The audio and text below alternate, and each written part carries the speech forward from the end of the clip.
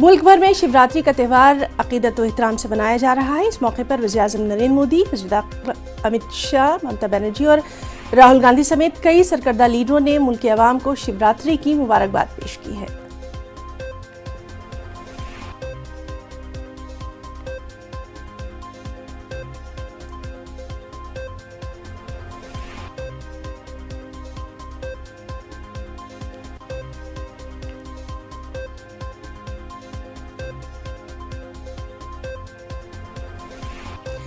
और वहीं मुरादाबाद के कदीम कामेश्वर महादेव मंदिर में महाशिवरात्रि के मौके पर श्रद्धालुओं की भीड़ देखी जा रही है। मंदिर को रंग बिरंगे फूलों से सजाया गया है। सुबह से ही श्रद्धालु दर्शन के लिए यहां लंबी लंबी कतारों में देखे जा रहे हैं। अकीदतमंदों का कहना है कि गुज़िश्ता 2 साल से कोरोना के चलते कई पाबंदियां आई थी, लेकिन इस बार वो बड़ी तादाद में यहां दर्शन के लिए पहुंच रहे हैं।